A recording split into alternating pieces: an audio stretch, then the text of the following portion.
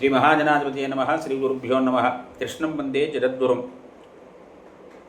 ఇంతలో దుర్యోధనుడు కర్ణుడు శకునితో కలిసి ద్రోణాచార్యుడి దగ్గరికి వెళ్ళారు. ద్రోణుడి దగ్గరికి వెళ్ళి వారికి కలిగినటువంటి సంపద అంతా ఉంది కాబట్టి మొత్తం సమస్తమైన రాజ్యాన్ని కూడా ద్రోణాచార్యుడి సమర్పణ చేశారు. అప్పుడు ద్రోణుడు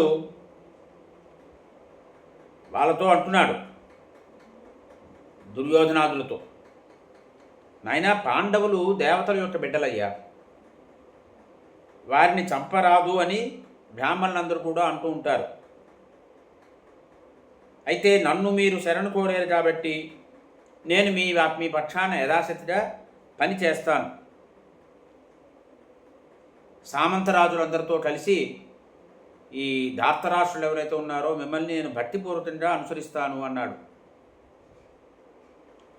అయితే వారిని వదలాలి అనిపించడం లేదు మాకు అన్నాడని, దైవంబి బలవత్తరం, విధి చాలా బలీయమైనదయ్యా అన్నాడు అని చెప్తున్నాడు.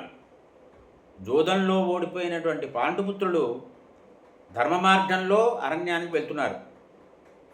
12 సంవత్సరాలు వాళ్ళు అరణ్యంలో నివసిస్తారు, బ్రహ్మచర్యాన్ని పాటిస్తారు. క్రోధానికి తర్వాత, అంటే 12 సంవత్సరాలు అరణ్యవాసం అయిన తర్వాత క్రోధానికి లోనే ఉన్నటువంటి పాండవులు తిరిగి వస్తారు.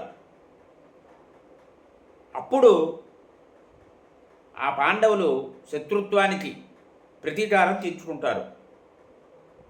అది మనకి చాలా దుఃఖాన్ని కలిగిస్తుంది. మహద్దుఃఖాయ పాండవాహ, చాలా దుఃఖం కలిగిస్తుంది.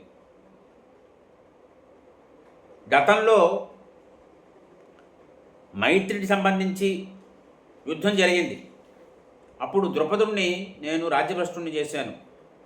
ఆ ద్రుపదుడు నన్ను చంపేటువంటి శక్తి ఉన్నటువంటి కుమారుడి కోసం యజ్ఞం చేశాడు.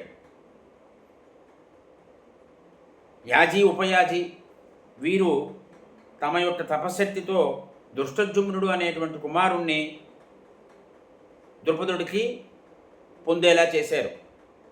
ఆ వేది మధ్య నుంచే అందమైన కుమార్తె ద్రౌపది కూడా పొందాడు ద్రుపదుడు. ఈ దుష్టజుమ్నుడు ఉన్నాడే, అంటే ఎవరికి భయపడతాడో తను చెప్తున్నాడు గౌరవుడు ఇక్కడ. ఈ దుష్టజుమ్నుడు ఇప్పుడు పాండవులకి బావమరిది. పాండవులకి ఎప్పుడు కూడా అనుకూలంగా ప్రవర్తిస్తాడు. పాండవానాం ప్రియరత తస్మాన్మా భయం ఆవిసత్తు, అందువల్ల నాకు భయం వేస్తున్నది అన్నాడు ద్రోణుడు. ఇక దృష్టజుమ్నుడు ఒక అగ్నిజ్వాల లాంటి రంగు ఉన్నటువంటి వాడు. దేవతల యొక్క వరప్రసాదం. ఎప్పుడూ కవచాన్ని ధనుర్బాణాలు ధరించుంటాడు. అయితే మనుష్యులకి మరణము అనేది అనివార్యం, ఎప్పుడైనా వచ్చి తీరుతుంది. కాబట్టి దుష్టజుమ్నుడు అంటే నాకు భయము అన్నాడు. ఈ దుష్టజుమ్నుడు శత్రు సంహారంలో చాలా నేర్పున్నటువంటి వాడు. అటువంటి దుష్టజుమ్నుడి వాళ్ళ పాండవుల పక్షాన్ని నిలబడ్డాడు, పాండవుల్ని బలపరుస్తున్నాడు. ఇక అర్జునుడు రథులలోని అతిరథుల్లోని కూడా అగ్రజన్యుడు, మంచి యమనంలో ఉన్నటువంటి వాడు.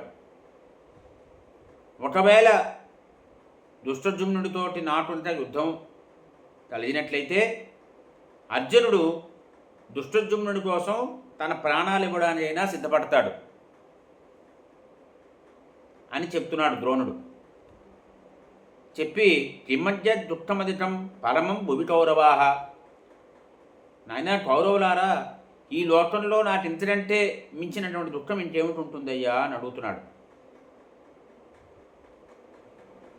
దుష్టజుమ్నో ద్రోణమృత్యు ఇది విప్రజితం వచః, ఈ దుష్టజుమ్నుడు ద్రోణుడికి మృత్యువు అనే విషయం అందరికీ తెలుసును. మద్వధాయ శత్రోప్యేష లోకే చాప్రతి స్మృత, నన్ను చంపడం కోసమే ఈ దుష్టజుమ్నుడు పుట్టాడు. లోకంలో చాలా పేరున్నటువంటి వాడు దుష్టజుమ్నుడు అని చెప్తున్నాడు. మీకు మంచి రోజులు వచ్చాయ్యా, ఇంతవరకు చేసినది సరిపోదు, ఇంకా శ్రేయస్సు పొందడం కోసం మీరు ప్రయత్నాలు చేయండి అన్నాడు. అని ఇప్పుడు మీకున్నటువంటి రాజ్యం ఏదైతే ఉందో ఈ రాజ్యం ఎలాంటిది అంటే చలికాలంలో తాటి చెట్టు నీడ. చలికాలంలో తాటి చెట్టు నీడ ముహూర్తకాలం మాత్రమే సుఖాన్ని ఇస్తుంది. అందువల్ల మీరేం చేయాలి? ఇప్పుడు యజద్ధం చ మహాయజ్ఞే భోగావస్నీత దత్తచ, గొప్ప గొప్ప యజ్ఞాలు చెయ్యండి, భోగాలు అనుభవించండి, అందరికీ సుఖాలు అనుభవించేటువంటి అవకాశం ఇవ్వండి. ఈ రోజు నుంచి 14 సంవత్సరాల తరువాత పెద్ద యుద్ధం చేయవలసి వస్తుంది. ఇత చతుర్దశే వర్షే మహత్ ప్రాప్స్యసద వైశసం, మహా యుద్ధం జరగబోతోంది 14 సంవత్సరాల తర్వాత అని ద్రోణుడు చెప్పాడు. అది విన్నాడు ధృతరాష్ట్రుడు. విదుర, ద్రోణుడు చాలా చక్కగా చెప్పాడయ్యా, పాండవులు వెనక్కి తీసుకురా, వాళ్ళు ఒకవేళ రావడానికి అంగీకరించకపోతే సత్కారాలన్నీ పంపించు వారికి. ఆయుధారులైనటువంటి సైనికులతో పాటు భోట సామగ్రి అంతా కూడా తీసుకొని నా కుమారులు వెళ్ళేటట్టుగా చూడు అని చెప్పాడు ధృతరాష్ట్రుడు. స్వస్తి.